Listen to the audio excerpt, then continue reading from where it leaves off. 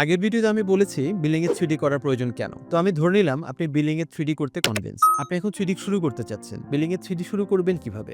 কি প্রয়োজন হবে আপনার? আজকে এই বিষয়টা নিয়ে কথা বলব। প্রথমে আপনার যেটা প্রয়োজন বিল্ডিং এর 3D করার জন্য ডেফিনিটলি একজন 3D ভিজুয়ালাইজারকে প্রয়োজন এবং আপনি যেহেতু বিল্ডিং বানাবেন তো আমি ধরে নিচ্ছি আপনার কাছে একজন আর্কিটেক্ট থেকে পাওয়া কিছু ফ্লোর প্ল্যান, সেকশন, এলিভেশন এই বিষয়গুলো আপনার কাছে আছে। বিল্ডিং এর 3D করতে হলে একটা কম্পালসারি বিষয় হচ্ছে বিল্ডিং এর ফ্লোর প্ল্যানটা 3D ভিজুয়ালাইজারকে দেওয়া। এর সাথে যদি সেকশন এলিভেশন আপনি দিতে পারেন তাহলে তো চমৎকার। এবার আসি বিল্ডিং এর মুড বোর্ড নিয়ে। যদিও একজন আর্কিটেক্ট বিল্ডিং ডিজাইন অলরেডি করে ফেলেছেন, তাও আপনার বিল্ডিংটা দেখতে কেমন হবে? আপনার বিল্ডিংটা কি ক্লাসিক্যাল বিল্ডিং হতে যাচ্ছে নাকি মডার্ন কোনো বিল্ডিং হবে? এই বিষয়গুলো নিয়ে না একটা মুড বোর্ড তৈরি করে একটা ডিসকাশন বা একটা মিটিং এর প্রয়োজন আছে। তো এই মিটিংটা একটা 3D ভিজুয়ালের সাথে যখন আপনি করবেন তখন ওভারঅল কনসেপ্টটাও আসলে অনেক ক্লিয়ার হয়ে যাবে। এবার আসি খুব গুরুত্বপূর্ণ একটা ব্যাপার নিয়ে, সেটা হচ্ছে বিল্ডিং এর ম্যাটেরিয়ালটা কেমন হতে যাচ্ছে। আপনি কি ব্রিক ফাসাদের বিল্ডিং করতে চাচ্ছেন অথবা কংক্রিটের বিল্ডিং করতে চাচ্ছেন? তো 3D ডিজাইনারকে অবশ্যই বিল্ডিং এর ম্যাটেরিয়াল প্রেফারেন্সটা কি সেটা বলে দেওয়াটা খুব ইম্পর্টেন্ট। এর সাথে অনেকগুলো বিষয় থাকে, যেমন আপনি উইন্ডোতে কেমন গ্লাস ইউজ করতে চাচ্ছেন, গ্লাসের কোনো শেড থাকবে কিনা, এই ব্যাপারগুলো কিন্তু ভিজুয়ালাইজেশনে খুব গুরুত্বপূর্ণ এবং বিল্ডিংটা পরবর্তীতে কেমন হবে সেটা দেখতে আপনাকে হেল্প করবে। এবারে আমরা আলোচনা করি 3D ভিজুয়ালাইজার যখন আপনাকে বিল্ডিং এর রেন্ডারটা করে দিবে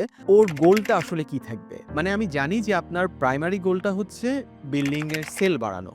এ কারণে বিল্ডিং সবচেয়ে গুরুত্বপূর্ণ জায়গাটা প্রথমেই ডিসকাস করে নেওয়াটা বেটার। ধরুন আপনার ছাদে একটা সুইমিং পুল আছে, সো এটা একটা খুব স্পেসিফিক একটা স্পেস। এই স্পেসটা বিল্ডিং এর রেন্ডারে যাতে চমৎকার ভাবে আসে, অথবা দোতলার টেরেসে একটা বাগান আছে, বসার জায়গা আছে, বারবিকিউ জোন আছে, এই ফোকাস জায়গাটাও কিন্তু আপনি রেন্ডারে খুব ভালো মতো ফুটিয়ে তুলতে চান। এই স্পেসিফিক জায়গাগুলো 3D রেন্ডারারকে খুব ভালো মতো বুঝিয়ে দিতে হবে।